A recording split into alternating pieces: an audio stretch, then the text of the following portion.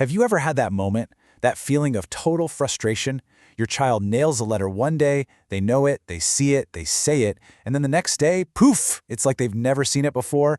It is so baffling. But what if I told you the answer isn't really about memory? What if it's about a tiny glitch on their brain's mental work desk? Let's get into what's really going on in there. Right, this is the million-dollar question, isn't it? It's an incredibly common struggle, so if you're feeling this, you are absolutely not alone.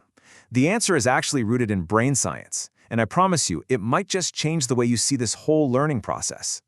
So, to figure out why these letters seem to just vanish into thin air, we need to peek inside the brain's control room.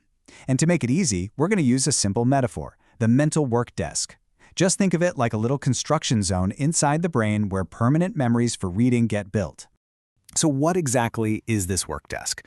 Well, it's a real part of our working memory where two critical puzzle pieces have to come together and connect. The brain takes what it sees, the actual shape of the letter, and it has to combine it with what it hears, the sound that letter makes. When those two pieces finally click together on the work desk, that's when a new, lasting memory is made. Now, in a perfect world, this whole process is totally seamless. First, the brain's camera, which is technically called the visuospatial sketchpad, takes a quick mental picture of the letter.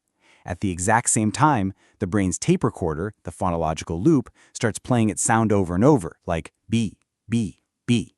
And then, step 3, the picture and the sound meet up, they shake hands, and bam, a memory is locked in. Simple, right? Well, ideal. But for a lot of kids, and especially for kids who have any kind of language delay, that perfect smooth process hits a major snag. There's a glitch in the system.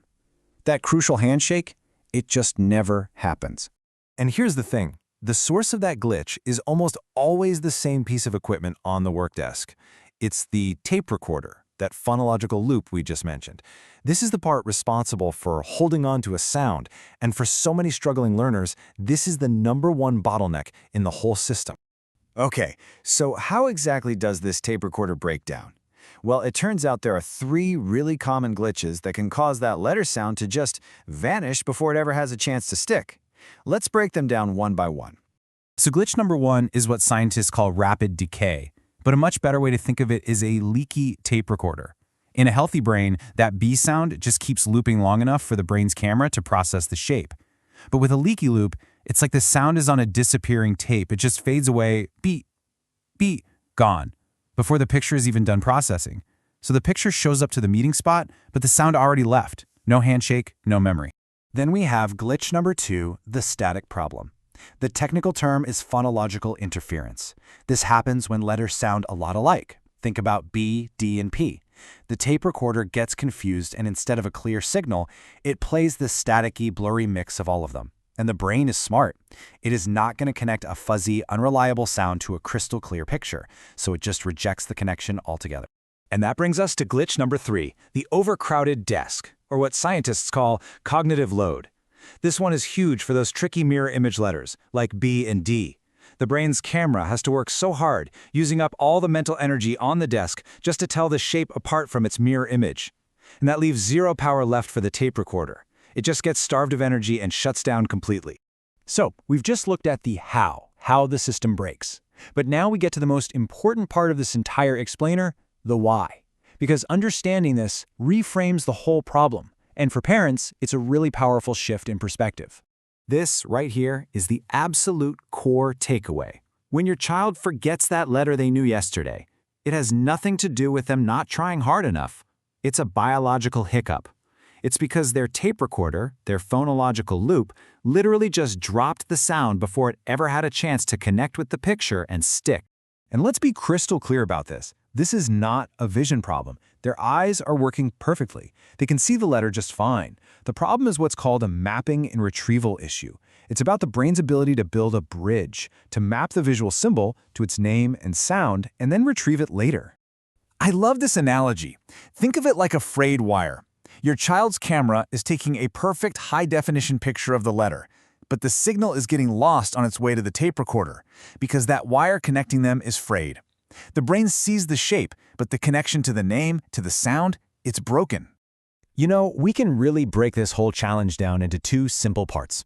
Today, we've been focusing on the hardware, the brain's actual components, the camera and the tape recorder. We've diagnosed where and why the glitch is happening. But of course, that's only half the story. The other half is the software, the strategies and the fixes we can use to bypass the glitch.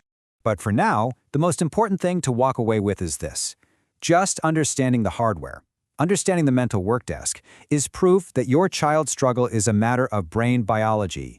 It is not, and it never has been, about a lack of effort. So we're going to unpack this whole puzzle. And I want to be clear, we're not looking at this as a problem with your child. We're looking at it as a window, a really cool window into how a young brain actually learns to read. Think of this as getting a special tour of the brain's super efficient, but sometimes kind of finicky, letter learning factory. Okay, so to understand what goes wrong, we first have to appreciate what happens when everything goes perfectly right. Our brains have this incredibly clever shortcut system for learning new things, and it all starts with how it manages a very, very limited workspace. So based on research by a cognitive psychologist named Nelson Cowan, our working memory, and you can just think of this as a small mental work desk in your brain, can only juggle about 3 to 4 pieces of new information at any given time. Now think about a new letter. To a kid, a B isn't one thing. Nope, it's a bunch of different features. There's a straight line and then a curved part and another curved part. All those little pieces can instantly clutter up that entire work desk. So how does the brain solve this clutter problem? It does something absolutely brilliant. It creates something called a token. A token is basically a mental shortcut. Once the brain learns to recognize that pattern of lines and curves as the letter B, it stops having to process all those individual parts. Instead, it creates one single, simple pointer, that's the token, that stands for the whole thing. It's a game changer. Here's the best way to think about it. A token is like a library card. You don't need to carry the whole heavy book. The letter's shape, its name, its sound, around in your conscious mind all the time. No way. You just carry that one small, super efficient card. Then, when you see the letter, your brain uses that card to instantly look up all the details it has stored away in long-term memory. And for reading, it gets even more sophisticated.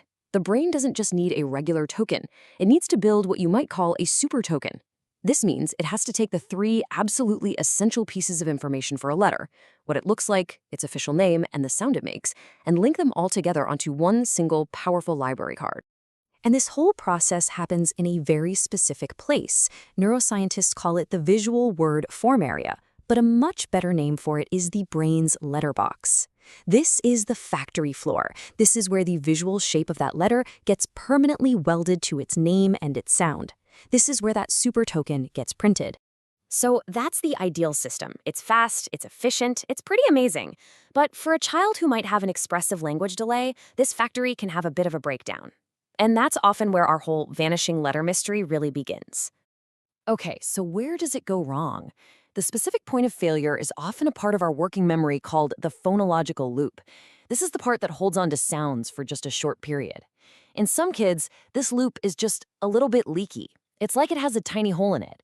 It just can't hold on to the letter's sound or its name for long enough to get it all the way to the letterbox factory to be printed on that card. And right here, we can see the 2 paths, side by side.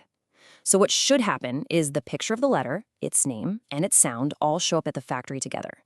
The letterbox then welds them all together and prints a perfect, complete library card.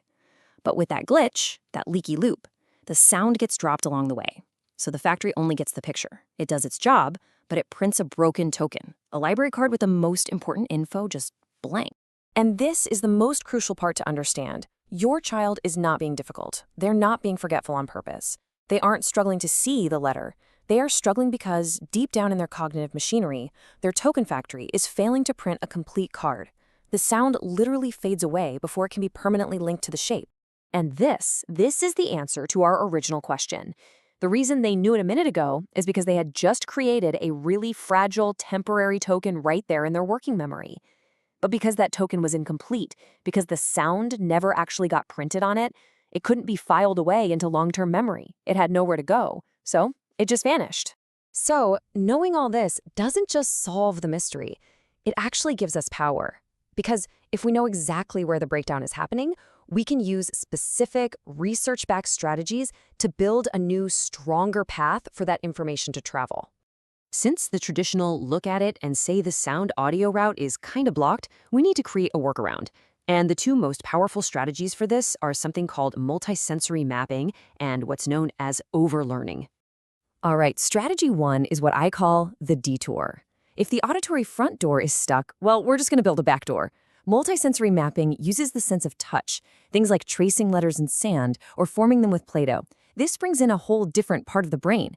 This movement-based input helps to anchor the letter's shape and sound together when that leaky sound loop just isn't strong enough to do it on its own. And second, we have the upgrade. Now, this is about more than just practice. Overlearning, which is just a fancy term for high-volume repetition, is about fundamentally strengthening the brain's wiring. Think of it like this. Every single time your child practices, you are helping to thicken the insulation on those neural pathways.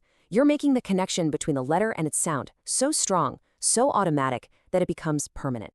So let's put it all together in a quick recap. The brain is smart. It uses a token as a mental shortcut.